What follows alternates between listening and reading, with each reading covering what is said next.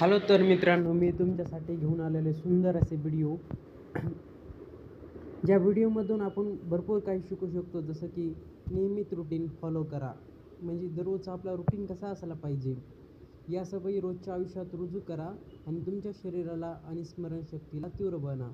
म्हणजे जर आपण ह्या सवयी आपल्या जीवनामध्ये अंमलात आणल्या, तर आपल्या शरीराला व स्मरणशक्तीला तीव्र असा म्हणजे चांगला हे भेटेल. तर दुसरं पहा, ॲक्टिव्ह राहा. म्हणजे ॲक्टिव्ह राहा म्हणजे सदा आपल्या आपल्या चेहऱ्यावर हसू ठेवा.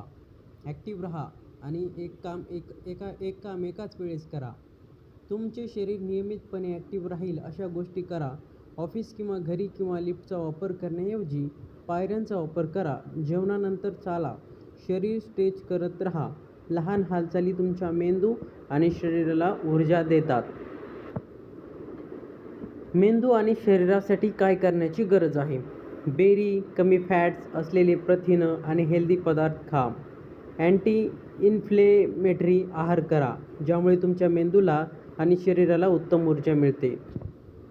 नवीन कौशल्ये, नवीन गोष्टी करण्यास तुमच्या मेंदूला प्रोत्साहित करा. नियमित थोडा वेळ वाचन करा. म्हणजे आपण का नाही, दररोज थोडंफार वाचन केलं पाहिजे कोणत्याही गोष्टीचं. जसं की जर तुम्हाला कोणाला कविता वाचायला आवडतील तर कविता वाचत जा. आणि ज्यांना कोणाला म्हणजे नवीन नवीन अशा गोष्टी शिकायला आवडतात त्यांनी म्हणजे दररोज आपण टेक्नॉलॉजीचा न वापर करता जास्तीत जास्त आपण पुस्तकांचा वापर करून चांगल्या आपल्या जीवनामध्ये काही गोष्टी आणण्याचा प्रयत्न करावा. म्हणजे आपण जर पुस्तकं वाचली तर पुस्तकामधून जे काही भेटतं आपल्याला, ते म्हणजे आपल्याला बोलता येतं. कसं बोलायचं, कुठं बोलायचं, हे टेक्नॉलॉजीनं आपण शिकू शकत नाही. तर म्हणजे दररोज नवीन नवीन पुस्तकं वाचायचे. सकाळी ध्यान करणे म्हणजे सकाळी लवकर उठायचे आणि कुठे जायचे, सकाळी लवकर उठून आपल्या निसर्गाचा चांगला आनंद घ्यायचा. दिवसाची सुरुवात 10 मिनिटांच्या मानसिक शांती आणि खोल श्वास घेतल्याने मन शांत होते आणि मेंदूचे कार्य सुरळीत होते. म्हणजे 10 मिनिटाची मानसिक शांती म्हणजे आपण तर बघत आहोत की दैनंदिन जीवनामध्ये आजच्या डेली रुटीनमध्ये तर मोबाईलचा जास्त वापर होत आहे आणि सगळेजण त्या मोबाईलमध्येच त्यांचं जे काही ॲक्टिव्हिटीज आहे सगळं मोबाईलमध्ये करत आहेत आणि त्यांच्या शरीराला ते जास्त टाईम देत नाहीत विचार करण्यासाठी. म्हणजे 10 मिनटं शांतीसाठी खोल श्वास घेतल्याने मन शांत होते आणि मेंदूचे कार्य सुरळीत होते. म्हणजे आपला मेंदू जे आहे ना, ते पण चांगलं चालेल. तिसरा आहे बघा, डायरी लिहिणे. म्हणजे आपण दिवसभरात जे काही करतो आपण ते दररोज लिहिलं पाहिजे. एखाद्या डायरी बनवायची आणि त्याच्यात लिहायचं. दिवसभरात कुठे चुकतंय, कुठे नाही, असं वागलात, काय नवीन शिकलात, या सर्व गोष्टी केल्याने मन हलके आणि मेंदूला चालना मिळते. म्हणजे आपण दररोज जर असं केलं, डायरी आपण लिहित राहिलो, तर आपल्याला कळतं की आपण कुठं चूक केली, कुठं नाही चूक केली, आपण कुठं आपल्याला इम्प्रूव्ह करायला पाहिजे, आपण कुठं आपल्याला सुधारायला पाहिजे आणि चूक केली तर कुठं केली, कशी केली, या गोष्टी आपल्याला समजतात. आपल्या मेंदूला चालना मिळते. म्हणजे आपण ह्याच्यासोबत समाधानी राहतो की आज मी हे केलं आहे. चांगली झोप म्हणजे आपण रात्री मोबाईलचा जास्त वापर करायचा नाही.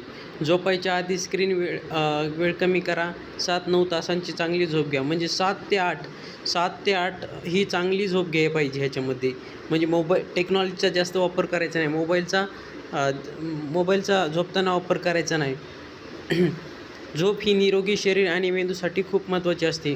म्हणजे जर आपल्या शरीराला जर निरोगी ठेवायचं असेल तर झोप ही खूप महत्त्वाची असते. त्याच्यामुळे जास्तीत जास्त कमीत कमी 8 ते 9 तास आपण दररोज झोपलं पाहिजे.